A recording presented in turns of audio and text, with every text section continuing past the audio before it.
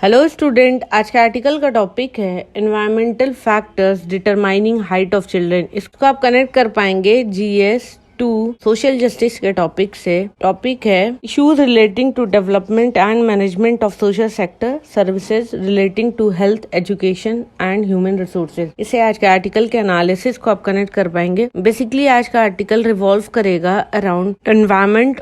एक बहुत बड़ा फैक्टर होता है किसी भी बच्चे के हाइट की ग्रोथ पर, और इसका कोरिलेशन साइंटिस्ट ने निकाला है। अभी क्या कोरिलेशन है वो आज के आर्टिकल में हम पढ़ेंगे। आते हैं आज के आर्टिकल के एनालिसिस पर। एक सिग्निफिकेंट फाइंडिंग आई है, साइंटिस्ट ने डिस्कवर किया है।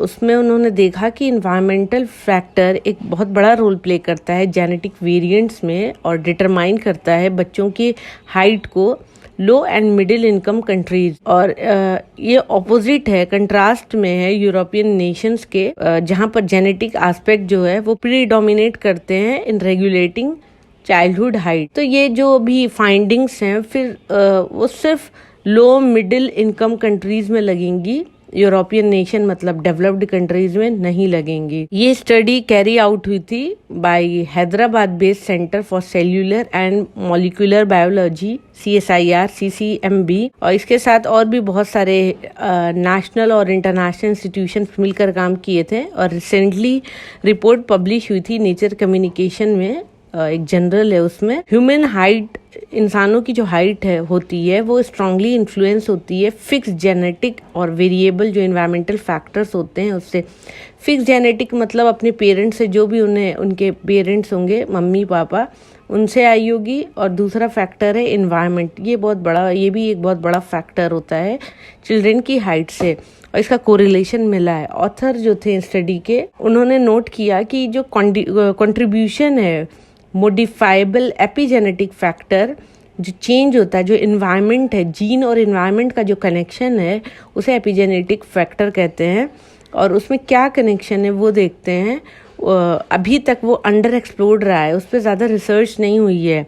अगर एपिजेनेटिक फैक्टर की बात करें, वो होते हैं एक्सटर्नल इन्फ्लुएंसर। पेरेंट्स से जो चीज़ें आई हैं वो जेनेटिक फैक्टर है, लेकिन जेनेटिक आपका जो जीन है वो एक्सटर्नल इन्फ्लुएंसर से भी चेंज होता है, जिसमें लाइफस्टाइल, न्यूट्रिशन और इन्वायरमेंट अफेक्ट करता है the way genes work. Gene की फंक्शनिंग को ये सारे फैक्टर्स अफेक्ट करते हैं। एपिजेनेटिक चेंजेस अफेक्ट करते हैं जीन के रेगुलेशन को, ऑल्टर मतलब चेंज कर देते हैं जीन के एक्सप्रेशन को, लेकिन ये चेंज नहीं करते हैं जीन की सीक्वेंसिंग को। सीक्वेंस को नहीं चेंज कर सकते हैं, लेकिन उनके एक्सप्रेशंस को चेंज कर सकते हैं। ये तो एक बहुत बड़ा फैक्टर हो गया। फिर अगर हम बात करें बहुत सारे इन्वायरमेंटल फैक्टर की, जिसमें socio economic status, nutrition, infection load, ऐसा माना जाता है कि इन्फ्लुएंस करती हैं सारी चीजें चाइल्डहुड ग्रोथ में। और इसका रोल काफी वाइटल है, क्रिटिकल रोल है डिटरमाइन करने में किसी भी बच्चे की हाइट को। अगर कोट करें यहाँ पे वर्ल्ड हेल्थ ऑर्गेनाइजेशन 2021 के एस्टिमेट को, जिसके एस्टिमेट के हिसाब से ऐसा इंडिकेशन है कि लार्ज जो प्रोपोर्शन है स्टंटेड चिल्ड्रन का, स्टंटेड मतलब जिनकी हाइट अपने एज के हिसाब से कम है, वो रिसाइड करते हैं, मतलब रहते हैं कहाँ पर, लो मिडिल इनकम कंट्रीज में, पर्टिकुलरली साउथ एशिया, सब सहारन अफ्रीका, जहाँ पर अंडर न्यूट्रिशन और इससे रिलेटेड कोमॉर्बिडिटीज, मतलब इससे रिलेटेड जो बीमारियां साथ में लेके वो चल रहे हैं, और वो बहुत प्रेवलेंट है compare to high income countries. अगर हाई इनकम कंट्रीज की बात करें, स्टडी ने ये भी ऑब्जर्व किया कि किस तरीके से पोटेंशियल एक्सप्लेनेशन है डिस्पैरिटी, मतलब डिफरेंसेस का, हाइट वेरिएशन का एट्रीब्यूट दिया जाता है non genetic factor between low middle income countries and high income countries को। तो ये लो मिडिल इनकम कंट्रीज में जब रिसर्च किया गया तो उसमें पाया गया कि जेनेटिक ही नहीं बल्कि इन्वायरमेंट जो एक्सटर्नल फैक्टर है वो भी अफेक्ट करता है किसी बच्चे की, किसी चिल्ड्रन की हाइट को। ऐसा माना जाता है कि इन्वायरमेंटल इम्पैक्ट का एक्सपोजर किसी भी बच्चे के अर्ली चाइल्डहुड में ज्यादा सिग्निफिकेंट होता है compare to long term consequences के। और अभी तक कोई भी जीनोम वाइड एपिजेनेटिक इन्वेस्टिगेशंस नहीं हुई थी हाइट पर, चाइल्डहुड स्पेशली अगर हम बात करें लो और मिडिल इनकम कंट्रीज में। तो ये फर्स्ट ऐसी रिसर्च है जिसमें देखा गया कि एपिजेनेटिक प्रोसेस जो है जैसे कि DNA methylation and histone modification influence करती है जीन एक्सप्रेशन को, और मिथाइलेशन बेसिकली केमिकल मॉडिफिकेशन है डीएनए मॉलिक्यूल का, जिसे सेल यूज करती है रेगुलेट करने में जीन एक्सप्रेशन को। ये भी इन्फ्लुएंस होता है एनवायरमेंटल फैक्टर से, जैसे कि डाइट है, ड्रग्स है, स्ट्रेस है, exposure to chemical and toxin से। तो ये आप देख सकते हैं कि डीएनए का भी जो मिथाइलेशन है, वो जो सेल यूज करती है, वो भी चेंज हो जाता है इन सारे फैक्टर्स पर। इन सारी स्टडीज में साइंटिस्ट ने एक एपिजीनोम वाइड एसोसिएशन एनालिसिस किया, जहां पर जीनोम वाइड एसोसिएशन स्टडी की गई इंडिपेंडेंटली और इन्वेस्टिगेट किया गया क्या लिंक है डीएनए मिथाइलेशन और जेनेटिक वेरिएंट्स का बच्चों की हाइट पर। और इस रिसर्च के लिए 5 कोहर्ट्स लिए गए, 3 इंडिया से, 1 गैमीबिया से और 1 यूके से।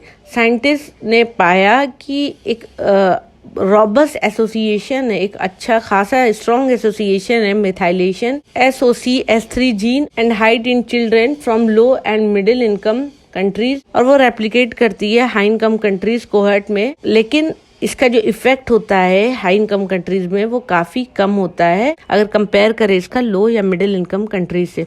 ओवरऑल देखें तो ये स्टडी प्रोवाइड करती है एक strong evidence of genome wide DNA methylation association, जिसका हाइट से है, और यहाँ पे बात करते हैं children from low middle income countries, और ऐसा स्टडी का ऑब्जर्वेशन है। इंटरेस्टिंग बात यह है कि establish to 12,000 genetic variants also associated हैं हाइट इन इंडियंस, लेकिन उसका जो इफेक्ट है वो लोअर है compare to European and American counterpart. तो यहाँ पर इंडिया से भी जो वेरिएंट्स लिए गए हैं तो उसमें भी देखा गया है कि इफेक्ट है, लेकिन कम है कंपेयर टू यूरोपियन या अमेरिकन काउंटर पार्ट से। Doctor Giriraj Chandak, sir JC Bose fellow at CCMB, इन लोगों की इनके हिसाब से जेनेटिक रिस्क वेरिएशन सिमिलर है यूरोपियंस और इंडियंस का, लेकिन मैग्नीट्यूड जो है वो डिफर करता है दोनों एंसेस्ट्रीज में।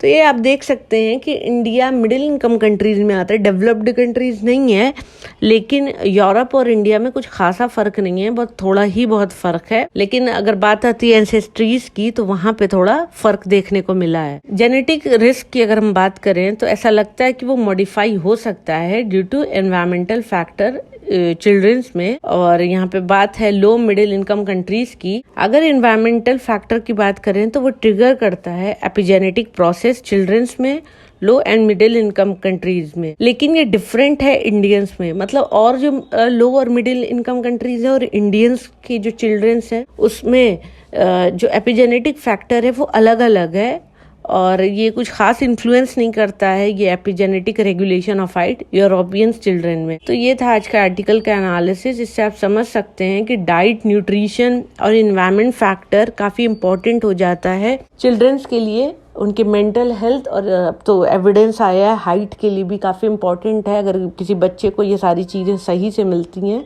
तो उसकी अच्छी हाइट होने के ज़्यादा चांसेस हो जाते हैं। तो ये था आज का आर्टिकल का analysis. Thank you for watching my video. Please like, share and subscribe.